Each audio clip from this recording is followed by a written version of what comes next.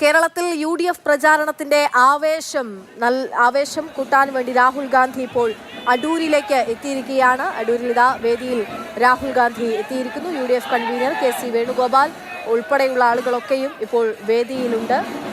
അപ്പോൾ തന്നെ സ്ഥാനാർത്ഥികളും വേദിയിലേക്ക് അണിനിരക്കും. എന്തായാലും കഴിഞ്ഞ ദിവസം രാഹുൽ കോഴിക്കോട് എത്തുമെന്ന് പ്രതീക്ഷിച്ചിരുന്നെങ്കിൽ എത്തിയിരുന്നില്ല. പിന്നാലെയാണ് ഇന്നിപ്പോൾ രാഹുൽ കേരളത്തിലേക്ക് എത്തുന്നത്.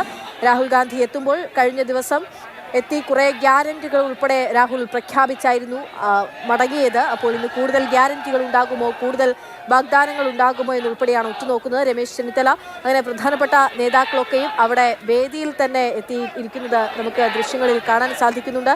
ആൾക്കൂട്ടം ഇത്രയധികം നേരമായി രാഹുൽ ഗാന്ധിയെ കാത്തിരിക്കുകയായിരുന്നു. ഒടുവിൽ രാഹുൽ ഗാന്ധി എത്തിയിരിക്കുന്നു.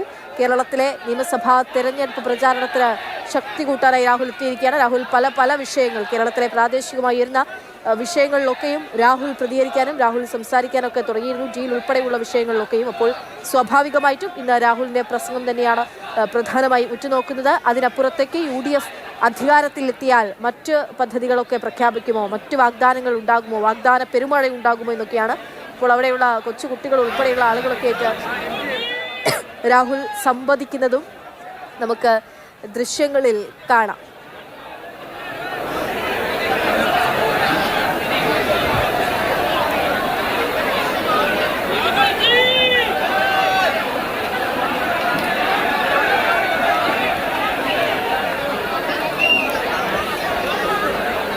നമ്മുടെ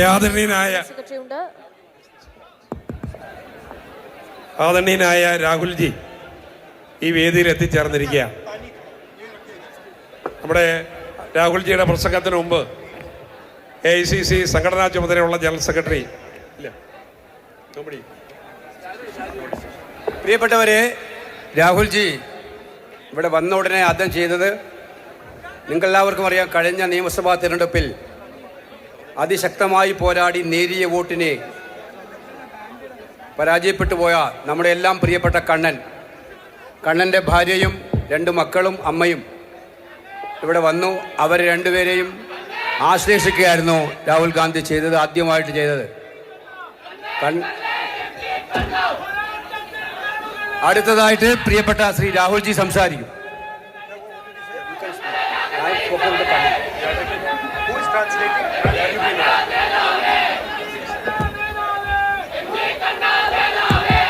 I'd like to welcome everybody, all the senior leaders who are on the stage, and my brothers and sisters.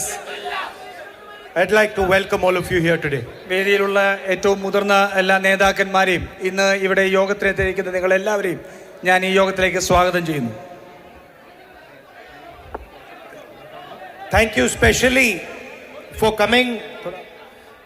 coming out to listen to me in this tremendous heat. ഈ ഇത്രയും ചൂടുള്ള സമയത്ത് എന്നെ കേൾക്കുന്നതിന് വേണ്ടി നിങ്ങൾ ഇവിടെ എത്തിയതിൽ ഞാൻ പ്രത്യേകമായി നന്ദി പറയുകയാണ്.